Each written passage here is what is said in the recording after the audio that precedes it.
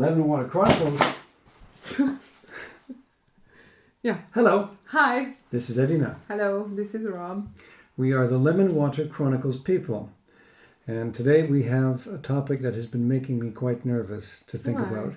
Because it's advice about raising children, and there are very few people who are actually receptive to that. No, and we are not advising anything. Everyone doing what they want. Yeah, but if you say something, it sort of implies you might have some ideas about looking at the whole idea of raising children slightly differently. Then it tends to get people's backs up. Either they don't have children themselves and they tune out, or they are a sibling of someone who has kids or a parent and they've given some advice and had their head chewed off.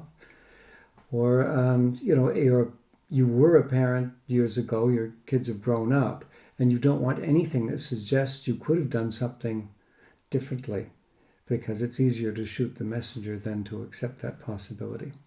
But never too late, and everyone was a child. So. Everyone was a child. And I guess this is the other risk, is that if you think you had a wonderful childhood, as you and I both did at one point, and then you start to learn things and you realize that some things could have been better, then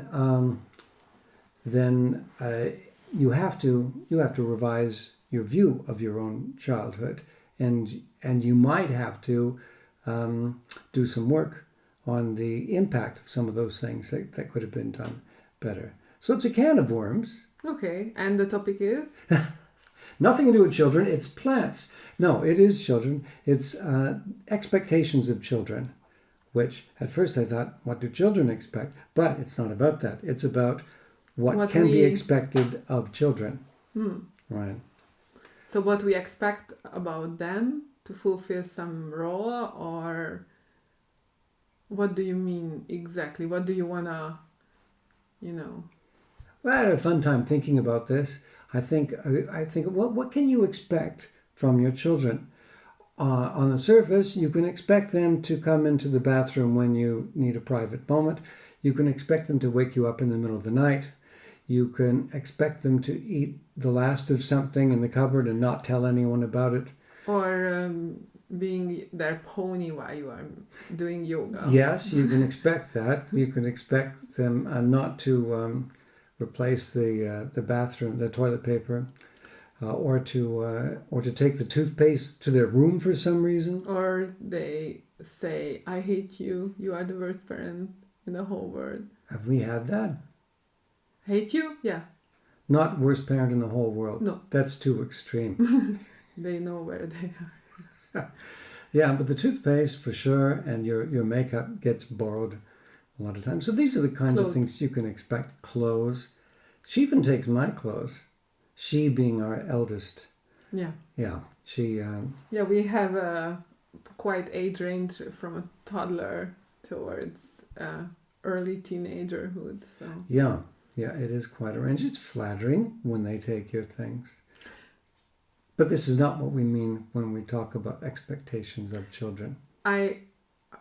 Two things came to my mind while you were talking. First of all, I think expectation of children can be reduced or put in a good place if you know their emotional and cognitive development.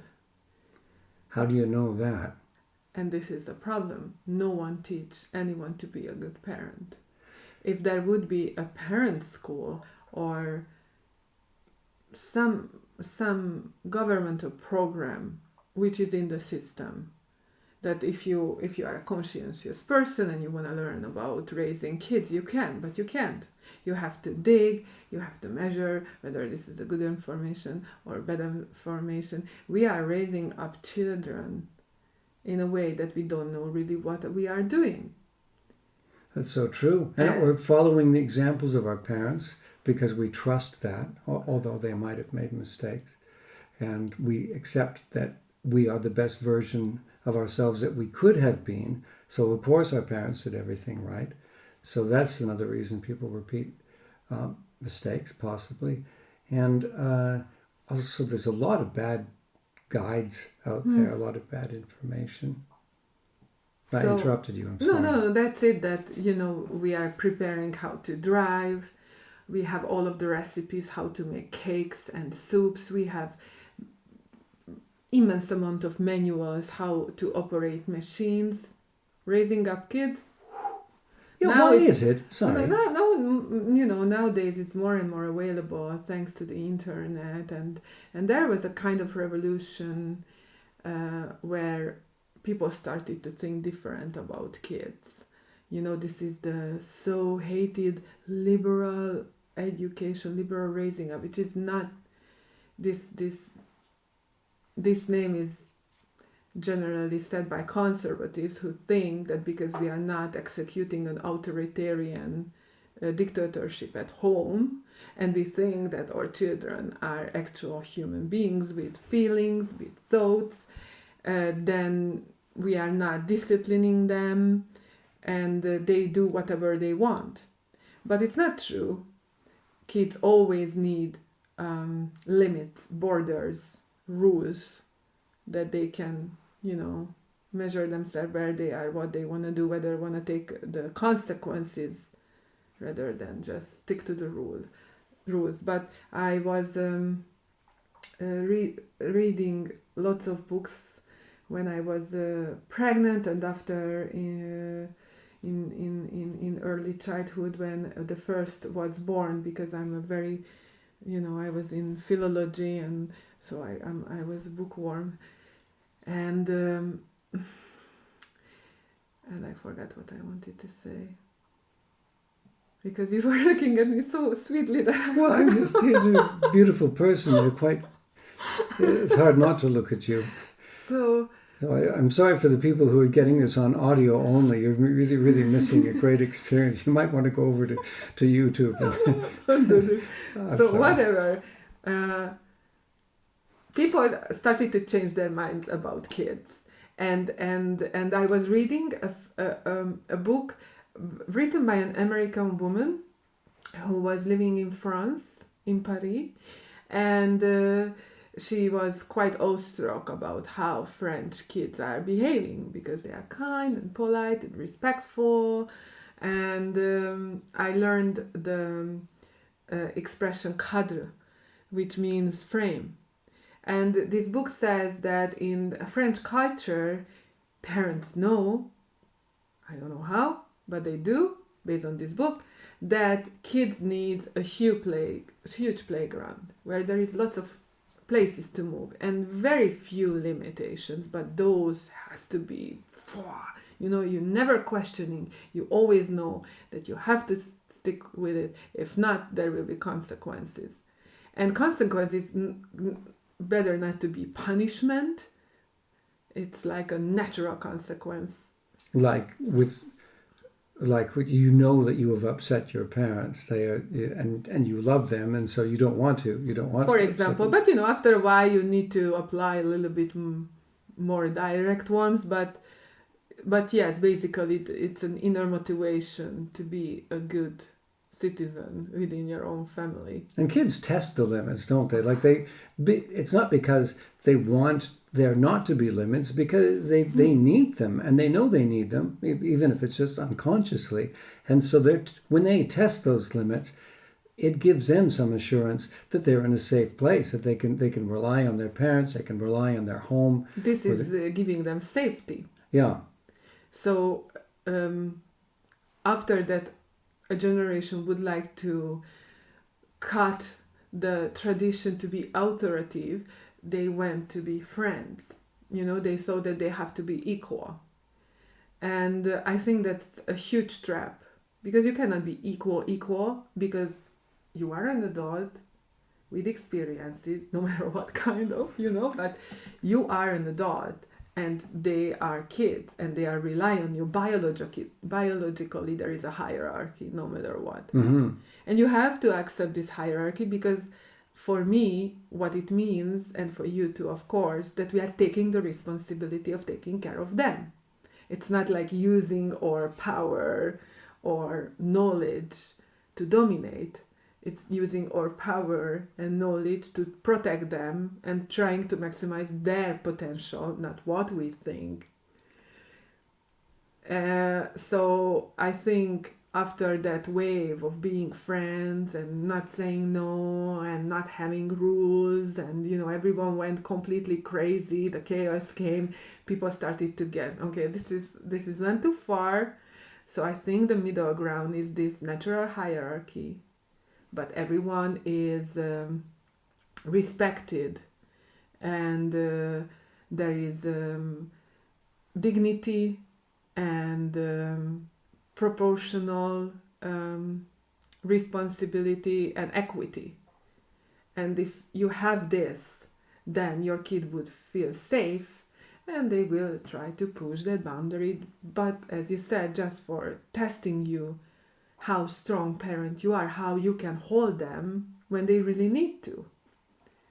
So, yeah, that was my monologue. It was an excellent monologue. And they do test. And this is where it's important for parents to be on the same page with one another, as the kids will try to force a good cop, bad cop situation. They'll ask their father something, and then go ask their mother something, the same thing. And if there's any discrepancy in the answers, then they will use that as a wedge, like a cheap lawyer, to try to get the case to fall in their favor. So the parents have to be in the same page about where the rules are, about what's acceptable and what isn't, and it's part of being a good couple, a good pair of parents, is that you don't have a different set of rules. You can't disagree on that sort of thing. No, because that's a power structure game if you are not a coherent co-parent group, because they will start to use us against each other, and it starts the game, who is manipulating who is above who, and the kid is the one who is manipulating the parents. Yeah. They play some beautiful games, like when they say, Mom said I could have some chocolate. And you think, no, she didn't. No, she didn't. You asked her while she was on the phone, and she said just a minute. And then that gets relayed to Dad as, yes. Mom said I could have chocolate in a minute. Yeah, but they need to test their power too, their impact distance, how they can turn things around. And sometimes they achieve something because, obviously, yes, sometimes, just do it and after, oh shit, I said, I let something that I didn't want to, but, and the expectation of kids, for me, I'm always trying to translate to myself. I think expectation of parents is a more important topic. True. Because if we are only expect our children to perform, roles or task or position or whatever, we are in a wrong land. Yeah, every expectation that you would put on a child is a mistake on some level, isn't it? Like if you're expecting them to follow your religion or to get certain kinds of grades in the subjects that you were good at, or that you want them to be good at, anything like that doesn't reflect who they are and their own path, and especially if it reflects what you wanted of yourself but never had the opportunity to do. This is a just mistake. Be a little ballerina. It will be good for you. Yeah, I always wanted to be on stage, and you are my hope. Yeah, this is a kind of a narcissist way of, it's a mechanism that they are prolonging themselves into the kid. So the kid is a tool instead of a human being. Mm-hmm. But of course you can expect basic things from your children to make them be a social being, because we have to cooperate, we have to be respectful, we cannot lie, we cannot do nasty things with each other, and this is how the family climate is setting up, that we have rules, and when they are enough big, they can propose to change rules, bringing new ones, delete old ones which we don't need anymore, because of course, and this is another thing of what you can expect from your child, is always have to be age related. Oh, yes. Always, you always have to up to date your own knowledge about your own kid and your own parenthood, because it's constantly changing. You know that if you are, of course, you are helping the little toddler to get around in the stairs, even she's pushing us away. You are just there to be sure that she wouldn't hit herself, or if she did, then you are acknowledging her pain and okay, move on. You cannot do, of course, the same thing with a teenager, because she would have a completely different need, and you have to figure out those needs. Yeah, so you have to watch, you have to observe, you have to be curious, you have to spend time with them. And if you know these things, I think then you can expect what they can do, what they are able to do, what they want to do, whether that's just a power structure.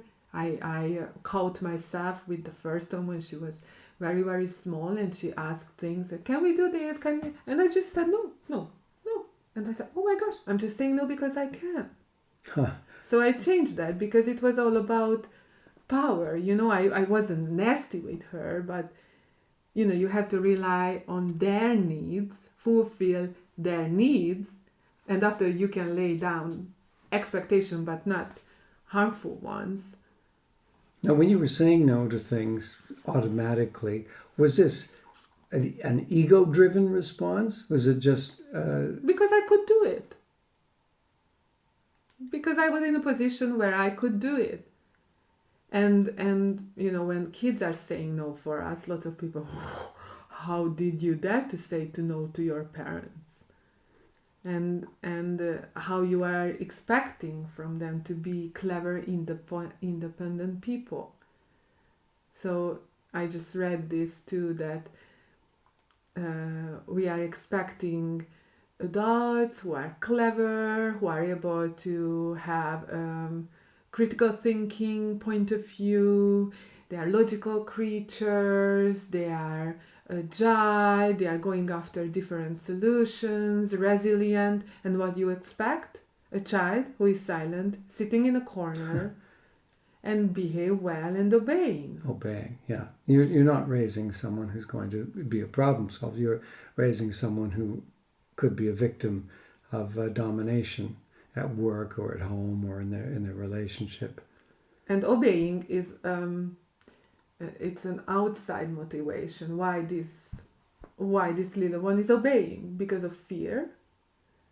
Or, you know, if a kid wants to cooperate, wants to connect, and every kid wants to connect, they want to do their best. You don't have to convince them all the time to do their best.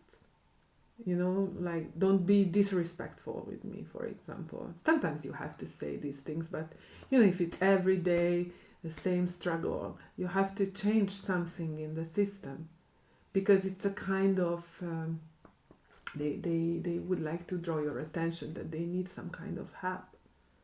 Mm-hmm.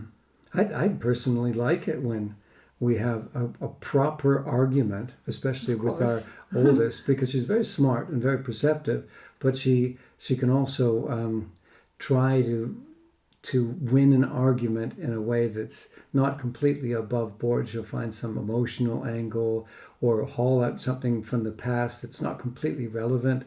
But sometimes she has some very good points, and we revise the rule or the decision based on that. We always leave the door open for that, but she has to be good. She has to be on her toes, and she has to be accurate about it. But we reward that, and we're willing to accept. Even if it's like someone is taking out your tooth, you know, and oh shit, she is right. So I have to stuck with my own rules. That okay, we are changing the rules. If you convince me, you are right.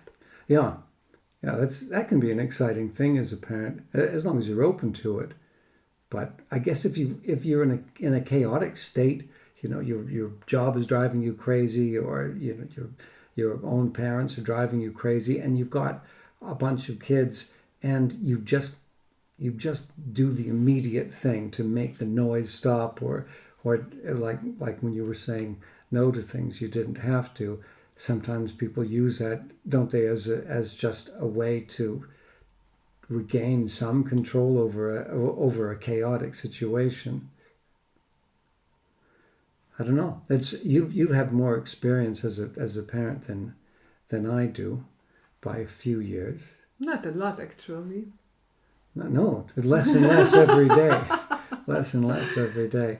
And because I was older when I became a parent, and I didn't have a crazy stress-filled job to go to every day, I think I've been able to be a little bit more mindful about it. And of course, I've got you as a partner, and you are so experienced and trained and insightful and wise that when we do run into a situation, we can talk about it. Footnote: losing her temper easily.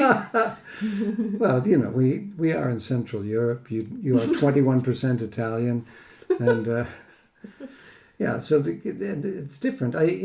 My culture, the Canadian culture, there wasn't enough of expressing one's feelings, and people would let things simmer for decades. I know people who hold grudges for their entire life, things that could have been resolved with one heated conversation, as long as they kept it within bounds. No one was throwing things around the room. Then they could have gotten past something, or they could have reached an understanding, or at least realized that an understanding wasn't possible. You know, if you ask someone if what would change your mind about the situation, they say, well, nothing. I just feel this way. Then you don't have to argue anymore. It's over. And then you can put it aside and let that grudge melt away and move on to having a more comfortable and healthier life. But I've gotten off track again. No, doesn't matter. We are quite tired today, and there are lots of things going on. But you know, when we are talking about expectation of children, okay, let's collect what we are expecting from children. Be honest. Question: are you honest with yourself as an adult? Are you honest with them? Are you able to put out your emotions in a way that it's consumable for them, not just, you know, parentificate them, that you use them as an emotional dumping ground? Yeah. So are you, be respectful. Are you respectful with them? Are you treating them as human being with dignity and respect? Are you doing this for them, or you are expecting them something that you are not giving? That's big. That's everything. Are you expecting them to be tidy people when you're not tidy? Are you tidy? Yeah. Are you expecting them not to have addictions to things like their phone? If are you you have smoking? Yeah. Are you shopping impulsively? Or are you disappearing in the bathroom for an hour with series Yeah. They will reflect what you do. It doesn't matter what you say. No, that's why disciplining is not working, because what they follow is your behavior. You are the example, and they are consuming that, like scooping you inside them, because as we said in earlier one, that they look at you as a natural teacher who is giving information about the world, how we are navigating in the world, and this is what we do when this and this happen. So you can say that smoking is unhealthy when you are smoking. They would see you as a mismatch negativity, someone who is saying something and doing the opposite. So it's completely incongruent. It's making them mixing up thoughts that, okay, my mother is saying this but doing this, so I don't have to rely on the behavior rules. Right, and they can't rely on you. Yeah. Yeah, and it's also celebrating hypocrisy in a way. It's saying it's okay to live so incongruently. Yeah, like when you are saying, don't swear, motherfucker. Oh, we say that to our toddler every day. No, I will out. But you don't have to do that. This is the modern world. But how many times adults are disciplining kids to don't swear? When we are walking on the street, what you hear is, no, I wouldn't start to list these words, but you're constantly listening this in the word, in the streets, in the series, in songs, but everyone just saying, don't swear. It's bad. It's bad. And for you. We are doing it. or parents who argue loudly with one another, or taunt each other, or tease each other, or disrespectful for one another, and they expect their children to be respectful with one another and with their parents. And of course, it's not going to happen. They will reflect your behavior, so you can expect that. Yeah, exactly. You can expect from your children that they will put you in front of the most strict mirror you ever seen, and you will see yourself in it. That you have to decide: is it okay how I am, what I'm showing to them, because they are your worst critics ever. Not with words, but they are just reflection of you. Yeah. And the most extreme example, which is very illustrative, is when you've got a little one like we do, who's not yet 2, and she's repeating the expressions we use. And it surprised me a lot the first time. I thought things I didn't know I said some of these things that are coming out of her mouth. But you realize you do habitually. You're saying these things. And of course, that's a fairly benign example, but it follows through all through the ages. They are watching you. They are listening, and you are the example, even good or bad. And it doesn't matter how you describe or how you frame what you do or what you think you're doing, as they will reflect you. Yeah, and it's burning into their skin that this will be the pattern, what they will use all the time in their current life, but in adult life too. Like how many adult kids saying that I never want to be like my father, and they got themselves to say the same words, and you're like, I don't want this. And if you are conscious enough, you are going for example, a psychologist and sit down with her or him and saying like, look, I am turning to my own father and I don't want to. It's the moments of weakness when that comes out, aren't there? Where you're not paying attention, you're reacting, you're stressed by something else, and then you realize that you've behaved in a way you told yourself you never would. You've reflected a behavior that bothered you, and you're passing it on to your own kids. That's a horrible feeling. It's a very horrible feeling. What do you expect from our children? What do I expect from them? Just that they're true to themselves. And we try to know who they are as individuals. And another false expectation parents have is when they why can't you be like your sister? Why can't you be like your brother? Yeah, and you have to. Why you cannot be just a different person who you are, which means I don't love you for yourself. Yeah, I don't accept you. I don't accept you, and I don't accept you when you're doing this, or I don't love you when you're doing that. This is. I think the don't accept when you are doing this could be okay, because they are doing sometimes things that we don't accept. It's the behavior you don't accept. It's not the person you're rejecting and everything. And this is the key distinction. You don't tell your child that they're stupid. You might tell them that what they just did was thoughtless or stupid, but you never want to say that they're stupid or that they're clumsy or if you did, you have to say, I'm very, very sorry. I didn't want it to say this. For some reason I did. Yeah. I didn't want to hurt you.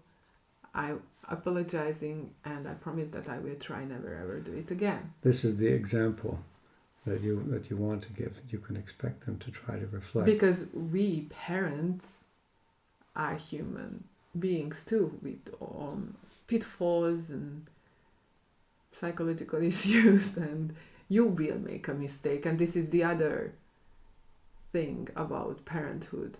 You will do mistakes, but you can fix them, and you can be honest about them, and you have always the possibility to step over, and actually your kids are a huge chance to be a better person. You do have to leave your ego at the door, don't you? If your child points out that you've made a mistake, you don't want to say, don't you dare criticize me. Because I said so. I'm in charge here. Yeah, this is you'd have to, if you want them to be someone who can take responsibility for their mistakes, then you have to provide that example as well. You never want your kids to feel like they have to be exactly like who they see as your favorite sibling before that they're. before I they're don't acceptable. understand really that either, to have a favorite kid. And this is another myth. This is all about parenting, not about the kids. What we are talking. But this is another huge myth of parenting, that I love them in the same way. No, you don't, because if you do love them in the same way, you are quite a bad parent, because these are different people with different needs, with different feelings, with different temper. So I feel like I do love them with the same magnitude, Mm-hmm. but in a very, very different way, because they are different people. So I'm trying to shape my expression of love to their personality, because if I would do exactly the same, would be quite comfortable. But but then what? They don't feel personalized. That my love is personalized. It's just a general one, which is giving. Because you're my child, Yeah, like that one. Is it reasonable to say that within a family, every person has a separate relationship with every other person? I think so. So you can't say you are the kids, and so this is how we behave towards you. You, of course, you have certain rules that are Like giving enough food for everyone. yeah, things like that are fairly universal. But if you, as you said, if you have a different kind of a relationship with each child, because they are a different person, and they have different relationships with one another as well. You can't expect them. This is aside from behavior rules and certain lines that you don't cross, and in the interest of maintaining family harmony. But you wouldn't admonish a child for having a different kind of relationship with one sibling than they do with another. No, my expectation of our children is to be kind with each other, to be kind with us, being respectful with each other and with us, being honest, and take their responsibility within the family, because we are, like a movie. Like everyone has their role, like daddy, mommy, and the kid. These are roles that it's given. You cannot change them. But because you are in the family, have to contribute something to the big picture. It's not just like, oh, I'm a kid, so serve me.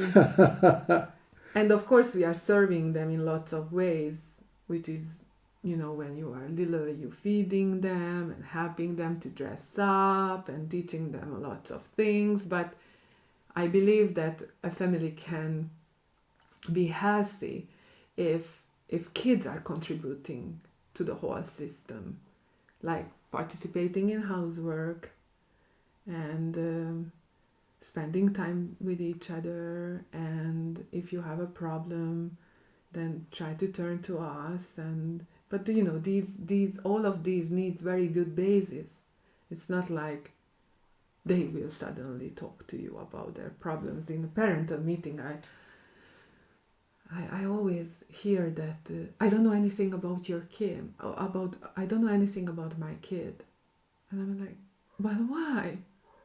And why you are not doing against something to know something about them, being interested in the things they are interested. And you don't have to be, fan of them, like, oh, you are the best and everything, it's so amazing what you are doing. When they share, you pay attention, you can say, okay, that was enough for me, I appreciate that you showed me. Okay, fine. That you have to devote yourself to them, but you can actually expect from them to give back something for you to have a healthy relationship. Because if a parent is giving, and the kid is there like a little king or queen, then what? So it's very delicate, I think, how you can actually have a healthy family connection. I'm sorry, I'm doing this, but I just don't have enough oxygen. Sorry. No, it's fine. We're in a very small tent here. It looks like a large room, but No, that's very true, especially with what you said about parental meetings where other parents are saying that they don't know what their kids are doing, and you can see how that can happen, especially with teenagers, because they will stonewall you. You will say, "How are things going? Fine. How was your day at school? Fine. How are your friends? Fine. Do you have any homework? No." And if you stay there, if you just accept that as the only answer, then you will be out of touch. But they're not saying, "I never want to interact with you." They're challenging you they want to know that you are interested enough to try to drill down and try to peek through the cracks. They're testing you. They don't, of course, teens like to be left alone, but they don't want to be fully alone. They are testing that emotional boundary. They want to know that you care about them. And if they don't open up when you want to connect, you have to give another chance under different circumstances. Like, okay, let's go and have coffee together, or having ice cream together, or buy something. Just spend a little quality time with them to show them that they are important. Like how you are playing with your toddler and reading for them, and the bigger kids need the same, but in different language. You have to find the key for them, but you have to be close and you have to be attentive and not just tick tick tick tick. Okay, I'm a good parent. I ask whether they are hungry, they have a house above their heads, and they are going to school and they perform well in school. Like, this is another thing. I think we have a very rare relationship with school performance. Mm-hmm. I almost can say that, no, I cannot say that I don't care, but I can say that I can fully delegate the responsibility to them. To the child. Yeah, like their performance, it doesn't reflect on me, it's reflect on them. It's another thing that they continuously perform bad and you leave alone. That's a problem. But if they are coming home saying, "Oh, I have a not really good note in math or whatever," and our firstborn got used to ask, "Are you angry?" "No, it's not my note. I had good notes." So it's like, "Are you okay with your own note? Did you feel that you did everything what you could?" Because this is again just for me an empty bubble that someone is performing well, and how they feel, what they are doing to do that. This is their goal. Yeah, why are they performing? Why they are so good at school? Because I loved learning. I never have only A pluses because I was learning what I was interested in, but I love to do that. And if a kid is not interested in every class or subject, it's fine. I always saying to them that you don't have to perform good in everything. You need a minimum knowledge about things to again navigate in the world. But this obsession of good grades, it's more about, I want to show to the world that my kid is a good student, which means I am a good parent. Poor kids. This is going to mess them up. Really. Yeah. And I knew families who did that. They would pay for grades. If you bring home if you bring home a B, then you get $10. If you bring home an A, then you get $40, and this kind of thing. This went on, and they weren't happier kids. They weren't. No. Their lives weren't any different from other. Their level of fulfillment and success wasn't any different. And this is not. It could be a correlation that someone is good in school will be successful, but not a causation. Right. People who are successful in school are not always successful later in life. I think people are successful later in life who learn to be true to themselves, being resilient, respected as human beings, and because then you will have confidence that you are valuable, your thoughts or ideas are valuable. So all of these expectations about our kids could be completely misleading. You know, a good girl who is quiet in the corner, obeying what she will be later in life. What will be the girl who is always saying, I don't think that this is true, and she's the little problem maker, who she will be later in life. You can see that. You can answer that question in your mind's eye. The obedient one versus the one who's questioning, not in an insolent way, but someone who detects a problem and has the courage to speak up about it. She wouldn't have an easy life, but... No, we know that. We know that very well. But you know that this shaping, like... Sorry, I interrupted you. She will have an authentic life. Yeah, and this is what we want for them, being honest and true to themselves, being authentic. And lots of people think that kids are... the parents can think that they are sculptor, the one who are... Sculptors, yes. Sculptors, that they have to do this work. They have this huge rock, whatever, and they are doing this, and then the kid, in the end of the process, would be a perfect one. But no, you just have to observe closely a child from infancy, and you realize how much is hardwired in that individual. You're there, and you can either shut things down, which is a mistake, or allow things to blossom. But you don't get to reshape that individual. You can put them in a box that they don't fit, but it won't last. There will be some sort of consequence. You either ruin their life, or that's one thing, and that's why there's so many unhappy people out in the world. There's so many unfair expectations from their parents, for society, or whatever, and not enough mindfulness in the placement of individuals within the world. Like you were saying, people don't get trained to be parents. Most important thing in the world is, do we want to be surrounded by happy, fulfilled, successful people, successful in becoming authentic versions of themselves? Where the peace inside, not money. Yeah, exactly. Well, of course we do, but where's the training? Where's the recognition of problems and knowing how to deal with those problems? It's nowhere. The same with relationships.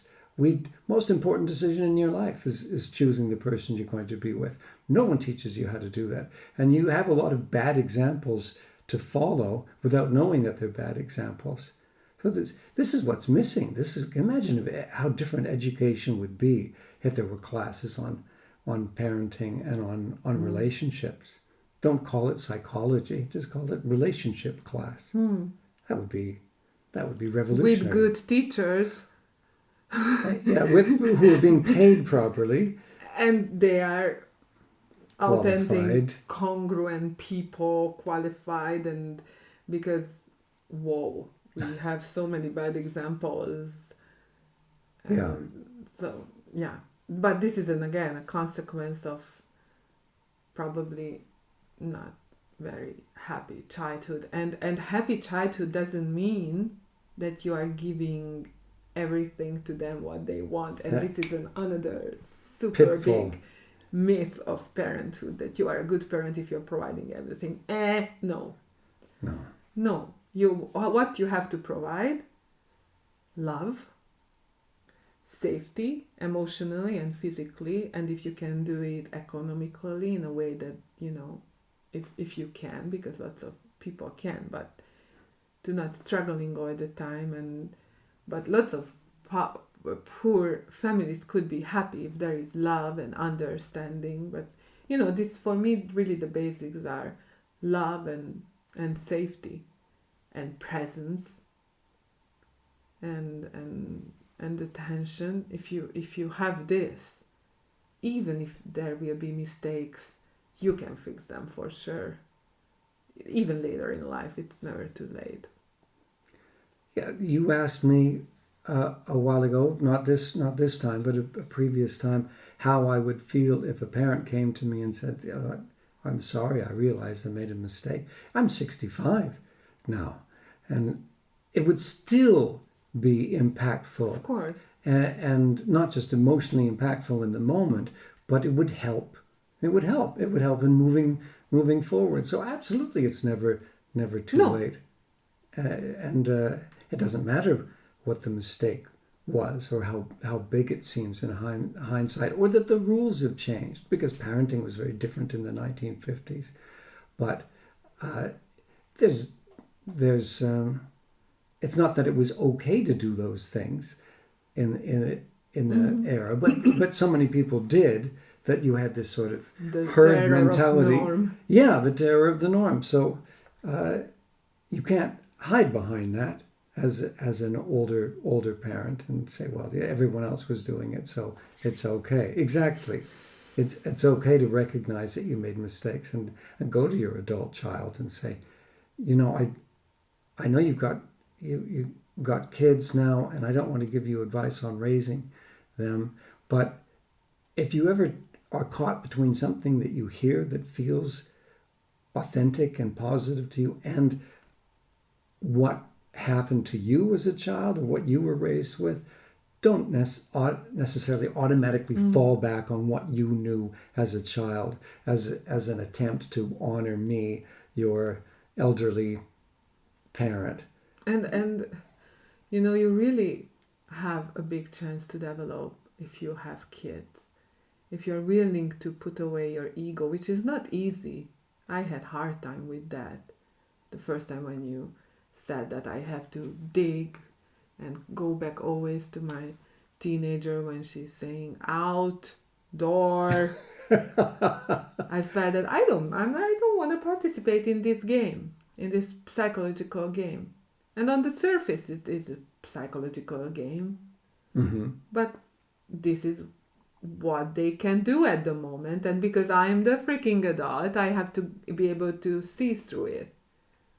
But if you take the effort to put your ego away, then you have a huge possibility to develop together, because your kid will showing these mirrors back, and if you face with it, you can really change. And then, you know, just lift up your own life in a different level. So true. And we've seen that when you are able to choke back your ego in a heated moment, and your child sees that, and they see that you can do that, and Little bastards, they see everything. but it works. It really works, and we know it works because we get past that now. When there's a conflict, then if you don't get your back up when they say something disrespectful to you, if you don't come back with an egotistical show of force, or if you try to dominate or exploit your role as a parent, and you can just sort of ignore that thing and go to the root of the problem, then the time it takes to get there shortens every time. That's what we've discovered, is that even with the worst possible teenager blow-ups, where they're trying to goad you into losing your temper. They want to see you crack. They want you to do something that you will later have to apologize for. Because then you are at the same level. Yeah, but if you don't give them that satisfaction, if you can leave your freaking ego at the door, then that time to reconciliation, that time to understanding gets shorter and shorter every time. And you become a more cohesive family as a result, because you end up with this body of resolved conflicts that you can draw on. They will remember that the last time it didn't explode, and it didn't end up in a chain of punishments. It ended up in a mindful, loving reconciliation and understanding, because you were able to put your ego aside. And it's not finishing when they grow up and start their real adult life. They settle a family down and so on and so on. your child always able to teach something for you. So it's not like an end when they grow up. And if you listen to them and there is more a partnership, then again you can develop together as a group of people. And this is quite lovely. Why you are, this is your child, and you create a huge expectation around them, they will disappear. And they start to fulfill those expectations because they think this is how love works. If I will be good, then they will accept me, which means that they will love me. If I marry someone I think they will like, or for example, or who's like them, yeah. And but you as a person, as yourself, you are shrinking, and there is a real danger that you will disappear and you are not able to connect with yourself, who you are. How many people are living this kind of inauthentic life when they are just performing roles? Now I'm a husband, now I'm a father, now I'm an engineer, now I'm doing this, now, and they don't have a real connection with themselves. So it's a very dangerous Russian roulette, putting these expectations on them just because you want to, because you cannot put away your ego, because you want to fulfill expectation of others. And one thing that we discovered that was really quite a revelation was that I was much harder on our eldest daughter than you were. I had more conflicts with her, and we could be quite nasty with each other sometimes. And yet you had that more. Yeah, that you were like that. That's it. I know we don't throw things out. This is a Canadian way. You just show your neck and me muscle. is like, Wah! And you with our second daughter was more of that sort of thing. And we realized it's because we're most similar with that person. That was the shocking revelation. Talk about expectations. Is that you're really just policing yourself. You see yourself in that person. And you see things that you don't like in yourself. Yeah. And who takes the brunt is the child, until you realize, oh shit, this is exactly what I'm doing. I want them to be tidy. I want them to be more responsible. And, wait a minute, who are you really talking to? Yeah. As soon as you get there, where you realize you're really policing yourself, then you ease the burden on your child, and the relationship improves, and they become a happy, more potentially fulfilled individual, because they don't have this expectation that you have of yourself projected onto them and their lives. They are. This is what it came to my mind while you were talking. They're great projection tools that adults can use, and then again the domino effect of domination. Like if your boss is dominating you and you hate it, then you are going down and you will dominate your child, and they will dominate their sibling, or someone. The pets. Whatever. The Barbies take the final hit. Yeah. So it's big. And I'm deciding whether I wanna have a rule which is important for their development. I'm lots of time thinking about this is serving them to be a healthier adult. This is serving them to be an adult who can take care of themselves and navigate in the world alone without me. Because you can helicopter them like crazy, protect them from everything, putting pillows around them all the time. This is serving them or serving you to show yourself how good parent you are, and my for kids everyone never got else, hurt. of course. Yeah. So that's another helpful. A litmus test, really. It's sort of a check to see whether you're doing something for the right reasons. Yeah, the intentions, whether are the one that it should be, because I heard this metaphor when I was in my art therapy course, and I really liked that Jung has several archetypes for women and men, and of course fatherhood and motherhood is a biggie because we have lots of wounds from our own parents, not like we, but like almost everyone. Wounds? Wounds. Yes. Scars. Okay. Yes. Yeah.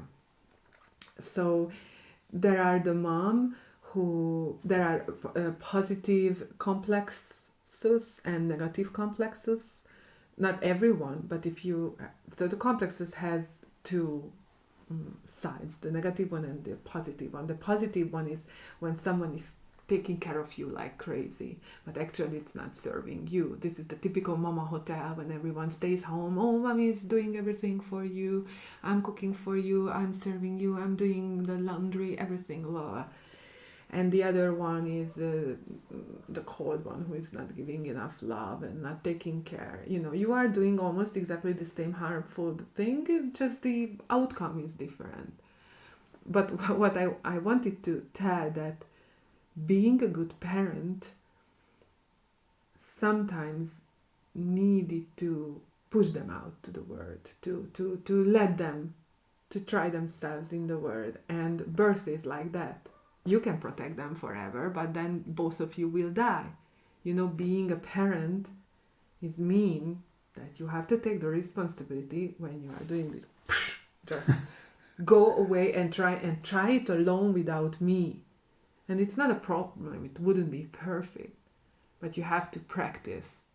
And this is sometimes very difficult to do because, of course, the urge in yourself is like, I want to protect them. I don't want that they would hurt themselves emotionally or physically or any, you just want that they're always happy, but then they wouldn't develop. I wonder if birds go through this when they kick their chicks out of the nest. If they think, exactly. Or if they just do it because it's automatic. They have the instinct, and we lost this connection with that instinct because people think that, oh, you are a horrible person. How did you dare to do it? You are not helping your child. No, actually I do. Actually I do when I'm not taking responsibility for her homework, when I'm not doing her homework at 11 p.m. or not making all of the laundry, or just to teach them to be independent, because this means that they are not relying on you so much than they would. But again, this is possession and power, but it's just it was an interesting thing to think about the giving birth as the first push away, and it's literally a physical push to put them out of the world where you cannot control everything. And don't some midwives or doulas feel that a mother actually can prolong her pregnancy unconsciously because they are not ready to let go of the child into the world? Like me with the third one, it was not prolonging, but I truly believe that it was difficult physically because I wasn't completely ready to let go our little one outside. But look at her go now. Yeah, but I needed to go through that. But it's just interesting that a cleaning parent, clinging, yeah, clinging parent. Clinging. Yeah, and you see it, and it's a trap, and it's a hard trap to reverse.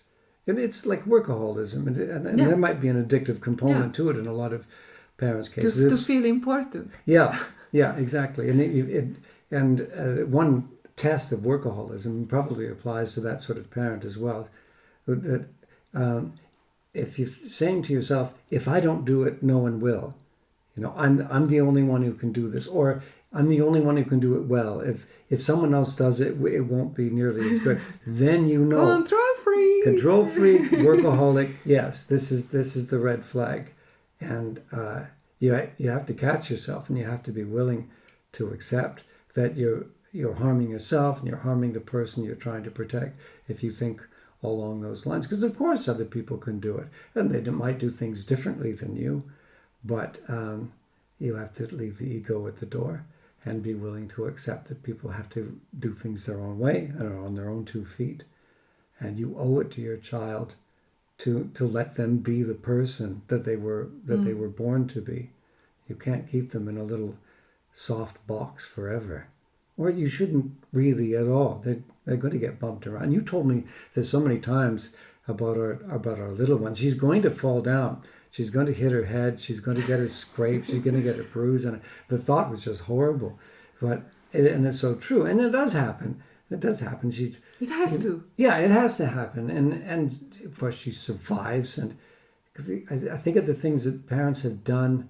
Maybe this is coincident with the era you were talking about, where people were trying to be these best friends to their children and things, yet at the same time engaging in these actions around the house to overprotect the child, which in their own way were saying that you are incapable. You are incapable. Yeah. If I don't do this, you will hurt yourself because you need me. You need covers on all the outlets. You need corners on all the tables. You need locks on all the cupboards. Well, it turns out you don't, because if you grew up in a house that didn't have any of those things, chances are you didn't know anyone in your school who died because they stuck their finger in an outlet, or they took a knife from the drawer, or they bonked their head on the corner of the table. And you didn't end up thinking, oh, that kid's parent must be a horrible person because Johnny's got a bruise on his head from bonking it on the corner of the table. The sky didn't fall, actually. And so it's like in the insurance business, people are afraid of being seen as being faulty, and so you can sell them these things. You can sell them these things under the threat of public admonishment and admonishment and from friends. And this is public shame, really. Public shame, yeah. Like I saw this so many times in this country that, for example, when a 2-year-old has a meltdown, people are embarrassed. Why? First of all, they don't know that this is completely natural, and they think this kid is not well disciplined. Right, because if you hit the crying child, then they will just stop crying and behave perfectly. Yeah, good little citizen. Yeah. So, expectation of children, I think it's expectation of how we want to see as parents, and it's all about ego. And if you're wrestling with that, you do what? Seek help, talk to your partner, read books. Not Spock. Not or the Spock. Whisperer, the baby whisperer. Baby whisperer. I hadn't heard of that. Another Spock-like. Yeah. Interesting one. Best-selling book of bad advice. Parenting. Yeah. Ew. Yeah, but yeah, if you cut on yourself these things, you always have a chance to be better. There are lots of good sources how you can be a better parent, and how you have to find your authentic self as a parent too, because you cannot play a role. It's so tiring, especially under these little antennas, and they feel everything and they know everything. They see through you like crazy. So better to have an authentic parental self too. So true. I think we talk about therapy quite a bit, and I know for a lot of people, you don't want to tell people you're in therapy or you have a psychologist, or because you'll be judged. Maybe it's less the case now. Public shame again. But you were talking about how people don't get taught how to be a good parent. They have some examples to follow and no way of knowing whether those are good examples. And then there's some books that are very common that are full of bad advice, like Spock and this other one that you mentioned, the baby whisperer, and you don't get any good guidance on choosing the right partner either. So a therapist is not someone that you should be ashamed of having to go to see. It's like night school for the soul. It's remedial. It's all the stuff that didn't get done and because should have been done by. Because we don't have the prevention. Yeah, we don't have the prevention. We don't have it in schools. It's probably been how many hundreds of years, maybe before the Industrial Revolution, when you actually had family systems where there was a chance for people to develop normally and develop properly without the imposition of the workaday world on family life. Yeah, capitalism really screwed up lots of things, but maybe we will talk about. Yeah, that's another topic. But so therapy is not a shameful thing. No. Night school for the soul. I'm No. keeping with that. Okay, we can close this one. Okay. With Night School of the Soul. Yeah. Okay. Thanks. You. Thanks very much for joining us. We have we're going to have a Teaser Tuesday next week, like we do every week. And one thing we do forget to do though is say comment. We'd love to interact with you, and you can subscribe. You don't have to. No pressure. No public shaming for that. And we're very glad that you're with us, either on camera. I will mention, though, if you're getting us audio only, you won't know how beautiful Edina is. Oh, Jesus. And you won't know the fact that we dress up for these. I don't know why we started dressing up for these, because it began as a morning pajama talk. But because we are recording in the afternoon. We're actually wearing clothing. No, and if you're on audio, you're missing this. But we love the fact that you're joining us, no matter how you're doing so. So thank you. Thank you. Have a nice day. Bye-bye. Bye-bye.